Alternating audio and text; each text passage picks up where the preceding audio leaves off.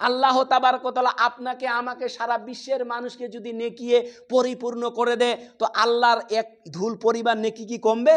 কিন্তু আমরা নেকি নিতে পারি না, নেকি নিতে আমরা পারি না।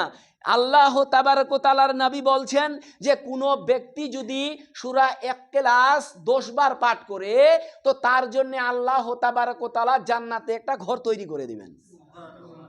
আমরা নেকি নিতে পারছি না, কিন্তু আল্লাহ তাবারক ওয়া তাআলা নেকি দেওয়ার জন্য পিছিয়ে নন।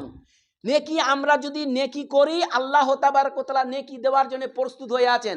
সূরা ইখলাস যেমন কুল হুয়াল্লাহু আহাদ, হে নবী বলুন আল্লাহ এক, আল্লাহুস সামাদ, তিনি কারো মুখাপেক্ষী নন।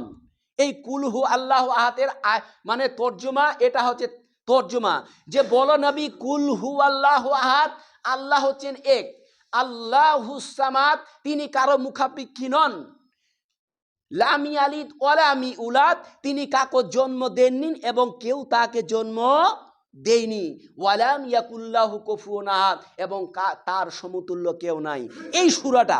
এই সূরাটা যদি কোনো ব্যক্তি পড়ে 10 বার যদি তেলাওয়াত করে অন্তরে ইখলাস রে নিয়েতে, তাহলে আল্লাহ তাবারক ওয়া তাআলার নবী বলেছেন তার জন্য জান্নাতে একটি ঘর তৈরি হয়ে যাবে। বলি সুবহানাল্লাহ। আল্লাহর নবী বলেন কোন ব্যক্তি যদি সূরা ইখলাস 3 বার পাঠ করে যে কোরআন খতম করে যে নেকি হবে, একবার কোরআন খতম করে যে নেকি হবে তার আমলনামা তত নেকি লেখা হবে। সম্মানিত উপস্থিতি, তো আমরা নেকি নিতে পারছি না, আল্লাহ নেকি দেওয়ার জন্য তৈরি হয়ে আছে।